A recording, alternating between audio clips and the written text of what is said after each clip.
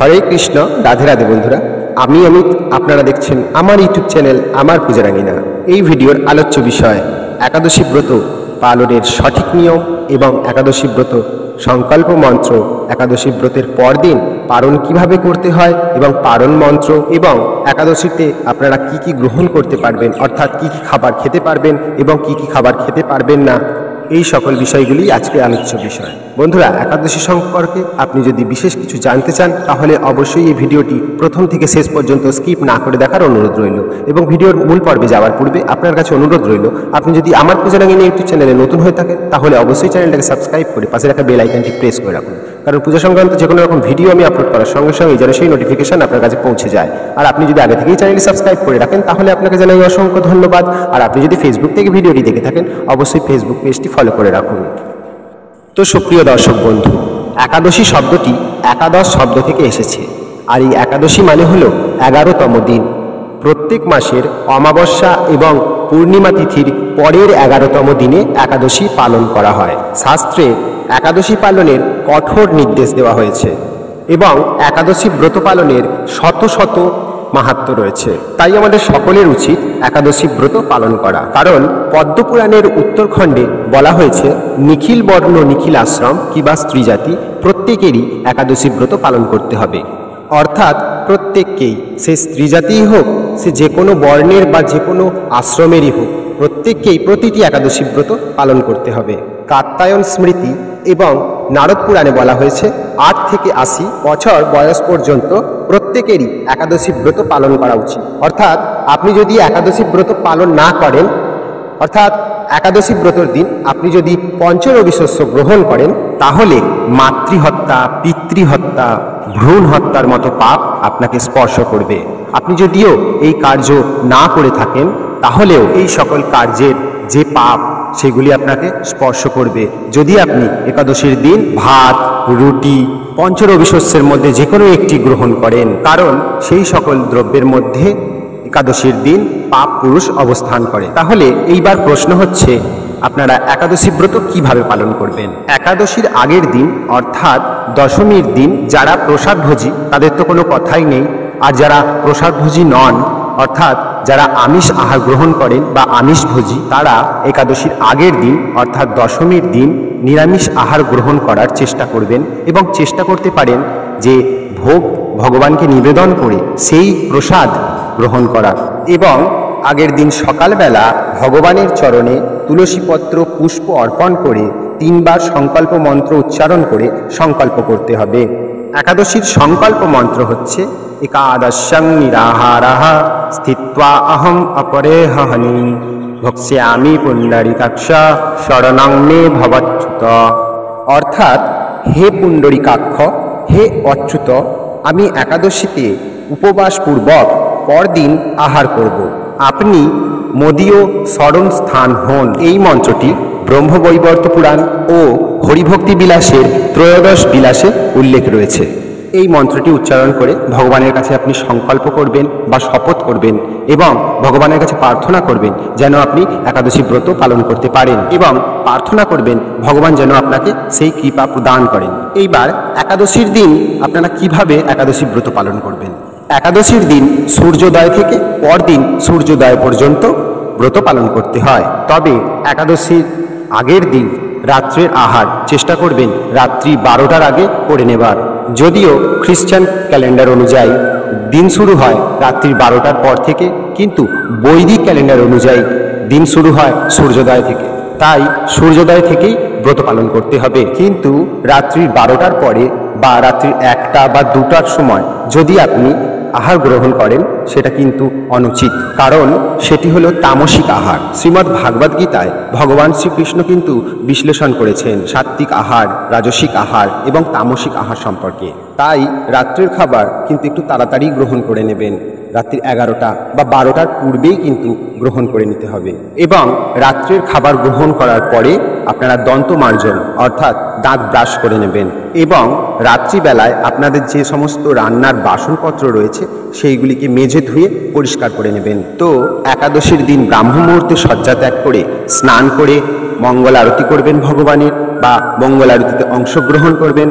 হরিনাম জপ করবেন, অধিক হরিনাম জপ করার চেষ্টা করবেন এবং গ্রন্থ অধ্যয়ন করবেন। শ্রীমদ্ ভাগবত গীতা, শ্রীমদ্ ভাগবতম এবং একাদশী মাহাত্ম্য পাঠ করবেন এবং আপনারা চেষ্টা করবেন সারা দিনটা যেন ভগবানের সেবায় বা ভগবানের গুণকীর্তনেই কাটাতে পারেন। কারণ উপবাস মানে হচ্ছে ভগবানের নিকটে বাস। উপবাস মানে কিন্তু এটা নয় যে আপনারা শুধু আহার গ্রহণ করা থেকে বিরত থাকবেন, এমনটা নয়। ভগবানের নিকটে বাস অর্থাৎ সারাদিন আপনি ভগবানের নাম সংকীর্তন করবেন, ভগবানের গুণমহিমা শ্রবণ করবেন, ভগবানের নাম করবেন। তাই বন্ধুরা, আপনারা চেষ্টা করবেন একাদশীর দিন যেন আপনারা 25 মালা জপ করতে পারেন। একাদশীর দিন আমাদের আহার সংযম করা উচিত এবং সাধনা করা উচিত। আহার সংযম করা উচিত কারণ এটি শাস্ত্রে নির্দেশিত হয়েছে এবং সেটি কিন্তু চিকিৎসা শাস্ত্র অনুযায়ী প্রমাণিত। অর্থাৎ আমাদের কিন্তু একটা নির্দিষ্ট সময় পর পর আহার সংযম বা ডায়েট কন্ট্রোল করতে হয়, এতে আমাদের শরীরের মঙ্গল হয়। আর সাধনা, কারণ একাদশী তিথি হচ্ছে মাধব তিথি। মাধব তিথি ভক্তির জননী, যতনে পালন করি। যেহেতু একাদশীর দিনে বা এই মাধব তিথিতে যদি আপনি ভক্তি চর্চা করেন, আপনি যদি ভগবানের সেবা করেন, ভগবানের গুণমহিমা কীর্তন করেন, অধিক হরিনাম জপ করেন, তাহলে ভগবান আপনার প্রতি প্রসন্ন হবেন। তো যারা কঠোরভাবে একাদশী ব্রত পালন করতে চান, যেটি শাস্ত্রে নির্দেশিত হয়েছে, সেটি হচ্ছে দশমীতে একাহার, একাদশীতে নিরাহার বা নির্জলা উপবাস এবং দ্বাদশীতে একাহার। অর্থাৎ দশমীতে একবার মাত্র ভোজন করবেন একাদশীর আগের দিন এবং একাদশীর দিন কিচ্ছু গ্রহণ করবেন না, জল পর্যন্ত গ্রহণ করবেন না, সম্পূর্ণ নিরাহার, এটিকে বলা হয়েছে নির্জলা উপবাস। এবং দ্বাদশীর দিন অর্থাৎ একাদশীর পরের দিন আপনারা একবার মাত্র ভোজন গ্রহণ করবেন। এটি হচ্ছে কঠোর নিয়ম, যেটি শাস্ত্রে উল্লেখ করা হয়েছে। আর যারা এই সমস্ত নিয়ম পালন করতে পারবেন না, অর্থাৎ এই নিয়মগুলি পালন করতে অসমর্থ, তারা কি করবেন? তারা একাদশীর দিন আপনারা ফল গ্রহণ করতে পারবেন, দুধ গ্রহণ করতে পারবেন, মানে অনুকল্প প্রসাদ আপনারা গ্রহণ করতে পারবেন। কিন্তু অন্ন, রুটি বা যে সমস্ত জিনিসগুলি নিষিদ্ধ করা হয়েছে পঞ্চরবিশস্য, সেইগুলি গ্রহণ করবেন না।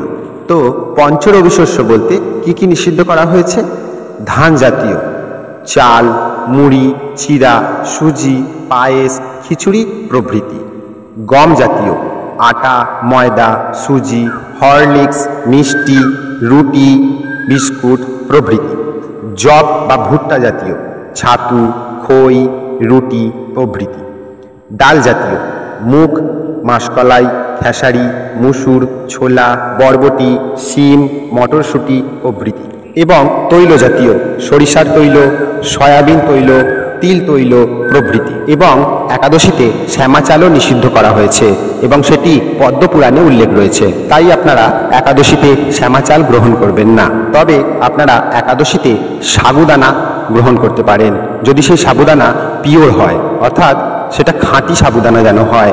এই খাঁটি সাবুদানা আপনারা ইস্কন মন্দির থেকে পেয়ে যেতে পারেন। এইবার জানবো একাদশীতে আপনারা কি কি গ্রহণ করতে পারবেন। সেগুলি হলো আপেল, আঙুর, আম, কাঁঠাল, জাম, লিচু, কলা, আখ, আমড়া, নারিকেল, কমলা, মালটা, বাঙ্গি ফল, নাশপাতি, লেবু, গোল আলু, মিষ্টি আলু, চাল কুমড়া, কাঁচা পেঁপে, ফুলকপি, দুধ, ঘি, সূর্যমুখী তৈল, কাঁচা হলুদ, আদা, মরিচ, লবণ।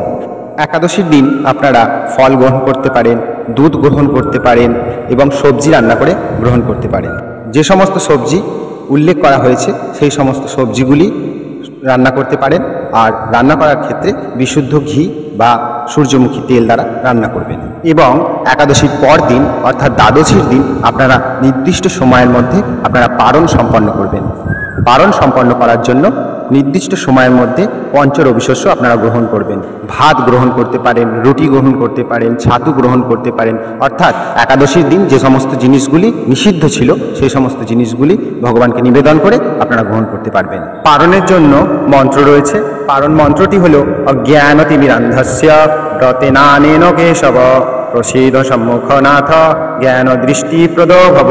এই মন্ত্রটি উচ্চারণ করে আপনারা পারণ সম্পন্ন করবেন। আমরা মাঝে মাঝেই দ্বাদশী সংযুক্ত একাদশী ব্রত পালন করে থাকি। যদি একাদশী তিথি সূর্যোদয় স্পর্শ না করে তাহলে আমরা দশমী সংযুক্ত একাদশী পালন করতে পারি না।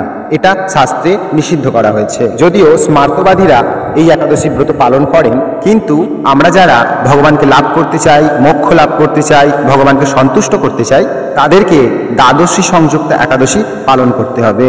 তো একাদশীর দিন যেহেতু ভগবানকে অনেক বেশি করে স্মরণ করার দিন, তো সেই দিন আপনারা চেষ্টা করবেন 25 মালা হরে কৃষ্ণ মহামন্ত্র জপ করবার। একাদশীর দিন ক্ষৌরকর্ম যেমন চুল, নখ, দাড়ি কাটা নিষিদ্ধ, রক্তপাত নিষিদ্ধ, পরনিন্দা, পরচর্চা, মিথ্যা ভাষণ, ক্রোধ, স্ত্রীসঙ্গ নিষিদ্ধ, তৈলমর্দন, সাবান, শ্যাম্পু ব্যবহার নিষিদ্ধ, শ্রাদ্ধানুষ্ঠান একাদশীর দিন নিষিদ্ধ। তো সুপ্রিয় দর্শক বন্ধু, এইভাবেই আপনারা চেষ্টা করবেন একাদশী ব্রত পালন করবার। বন্ধুরা, আপনারা যারা আমার এই ভিডিওটি দেখছেন তারা অবশ্যই প্রতিটি একাদশী ব্রত খুব নিষ্ঠা সহকারে পালন করবেন, এটাই আমার বিশেষ অনুরোধ। তাই প্রতিবারের মতো একই কথা বলবো, আপনি নিজে প্রত্যেকটি একাদশী ব্রত খুব নিষ্ঠা সহকারে পালন করুন এবং আত্মীয় স্বজন, বন্ধু বান্ধব প্রত্যেককে প্রতিটি একাদশী ব্রত পালন করতে উৎসাহিত করুন। প্রতি মাসের প্রতিটি একাদশীর আপডেট আমরা আমার পূজার আঙিনা ইউটিউব চ্যানেলের বিশেষ নিবেদন একাদশীর বার্তার মাধ্যমে আপনারা পেয়ে যাবেন। আর বন্ধুরা, কোনো দুশ্চিন্তা করবেন না, আপনারা অবশ্যই প্রত্যেকটি একাদশী ব্রতর নোটিফিকেশান আপনারা আপনার মোবাইলে পেয়ে যাবেন যদি আমার পূজার আঙিনা ইউটিউব চ্যানেলকে আপনি সাবস্ক্রাইব করে পাশে রাখা বেল আইকনটি প্রেস করে রাখেন। আর যদি ফেসবুক থেকে আপনি ভিডিও দেখেন তাহলে ফেসবুক পেজটি আমার ফলো করে রাখুন। ভিডিওটি শেষ পর্যন্ত দেখার জন্য আপনাকে জানাই অসংখ্য ধন্যবাদ। ভিডিওটি ভালো লেগে থাকলে অবশ্যই একটা লাইক করবেন আর কমেন্ট করে গুরুত্বপূর্ণ মতামত জানাবেন। একাদশী সংক্রান্ত যদি কোনো প্রশ্ন থেকে থাকে অবশ্যই কমেন্ট বক্সে জানাবেন, আমি তার উত্তর দেওয়ার চেষ্টা করব। আত্মীয় পরিজন, বন্ধু বান্ধব সকলের সঙ্গে ভিডিওটি শেয়ার করে নেবেন। ভিডিওটি এখানেই শেষ করলাম, আবার দেখা হবে নতুন কোনো ভিডিওতে। ততক্ষণ পর্যন্ত ভালো থাকুন, সুস্থ থাকুন, ভগবানের সেবায় নিয়োজিত থাকুন আর প্রেমের সাথে বলুন রাধে রাধে, হরে কৃষ্ণ। ধন্যবাদ।